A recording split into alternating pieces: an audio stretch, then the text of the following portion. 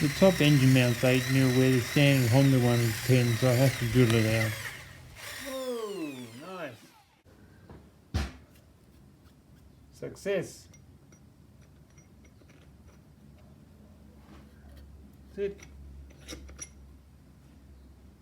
Now that I've got the bolt in, the bolt goes right there and goes through to the other side, right there. Now that I've got the bolt in, I have to work on the other engine mount, which is that one down there. So just to see what I'm playing with, I'll just put my hand on here and just see how it's touching the starter motor, the frame is. Now it's not. Touching, now it's not. Down here, that would be touching, that now it's not. Touching, now it's not. That's all I have to work with. Underneath here, you'll notice that the engine mount down there doesn't line up with the holes there, but it's the same width, so it's not as if I'm poking a bit of metal through a hole going between those two. It's not going to happen like that. So I have to do something. I'm going to have to do a bit of welding or something, but I don't want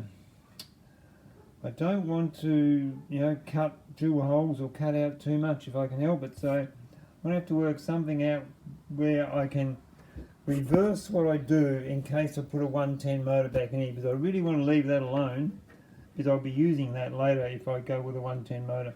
So whatever I do here has to be largely reversible. So I've got to figure that out. Now in the process of looking at the frame, I noticed something. I don't know if you can see it or not, but just about there is a bend that goes along and then bends up, and I'll show you that with this little bit of a straight edge. Straight edge on there. Oops, there we go. Look at that. Straight edge this way. Look at that. Oops, that way. It's and this one you would expect a hollow in the centre, and there it is. I have a bit of a bent frame. I don't think I'm going to worry about it because I can't, it looks straight this way, so it's just going to out the rake a little bit. I don't think I'll worry about it. A little fun fact with that compliance plate there. When I first got this this 90, I didn't know that Postie bikes come in a 90cc, the early ones, pre-80. And apparently for these CTs in Australia, if it has a compliance plate, it was a Postie bike. The ones without a compliance plate were farm ones. The only ones allowed to be registered had to go to Australia Post. So anyone with a compliance plate, it was an ex-Postie. And I've talked to 3 other Posties since then, and they all said, oh yeah, the 90s were the first one. So it was a Postie. Anyway, I won't worry about the frame. It's just been going off too many gutters in its life. First off, I had to make a drawing so I knew where I was. Then just practice dummy things up a bit with some packing to see how it sort of sat and the measurements worked. Mark it out, roughly where the hole's going to be. And then, go for it.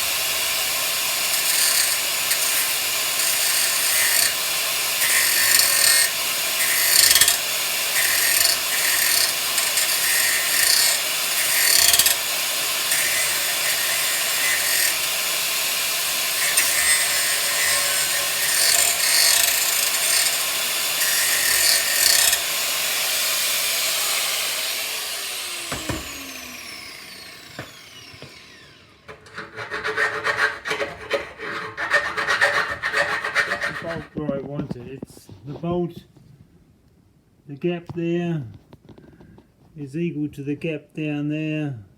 There you go. And the bolt is sitting exactly where I want it to sit. That hole there is the old one, and this is the new one, so it sits there nicely. The reason why I'm going to this much trouble for making a new engine mount on the back is that you can buy a kit. And basically it sort of gives you a bit of a new platform for a foot peg, because you know we know it doesn't work. So they shift it along, but it still wouldn't work on this one, but that's just something's too wide over here. Anyway, all they do, all for that kit, is just like a flat bit of metal that goes along, and then it has a twist in it to go sideways, and it mounts up with the old mount, which doesn't line up with that one. So just a bit of 3mm metal comes along, twists, and then lays flat on that. And that's it. So it's just this pulling direction like this is the bottom out. And I just don't like it. The forces with that sprocket, it's pulling, so it's going to want to pull itself backwards. And this bit of steel that along here is really not going to do much. Having said that, this steel here is 3mm, and this steel up here has that base, that extra piece, and another extra piece inside. So that's all adds to 6mm thick here. So obviously the Honda recognises that that is the top mount, is the main mount, and this is a secondary mount, but it's just not as thick as steel. Having said that, I don't like that idea of the little bands. I think I can do better. I can build something here. It's not going to be in the way. The sprocket is high enough that I can put a nut there. And if I end up using this one, I'll just grind it off, cut it off. It won't be in the way because the other one goes here. So it's reversible.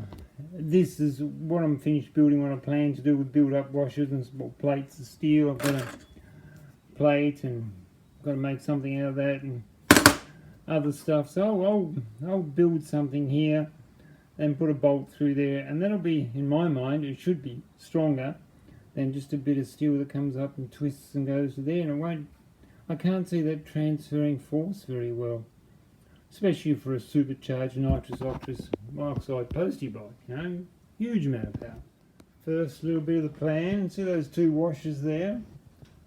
They sit in there nicely. I'll be putting cutting a half washer to suit that size, the same thickness as that steel, welding it, grinding it. I've got no idea how I'm going to do it yet, but anyway, that's the idea. This is shaped, oops, that's shaped to fit around that bulb and that little bit there, so everything sits nice and flat in there. Now I've just got to sort of sand all the paint away, and get the other little half washer made up and weld it in. And that'll be that side.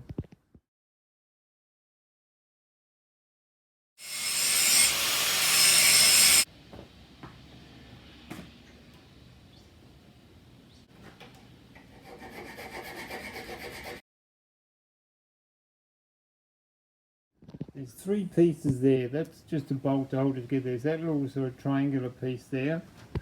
Then there's the big 5mm, 6mm actually piece there. And then there's a 3mm washer on top of that, cut to shape. So it's all got to be cut, shaped, and get ready to weld. So I'll weld that together and see what I end up with. Hopefully it turns out something like that one. Beautiful welds, eh? Nothing like the pressure of having people watch you do something you know you're not good at.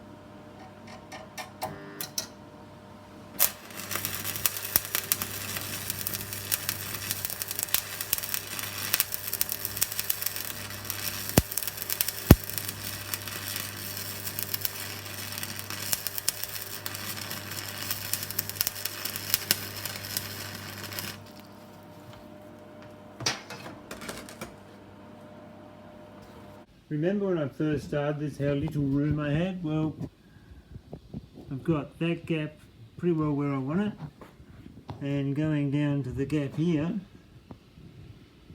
got that gap pretty well where I want it as well. So I didn't have much room, and I think I've pretty well got that exactly where I need it to be. So I got the job done. That's the main thing.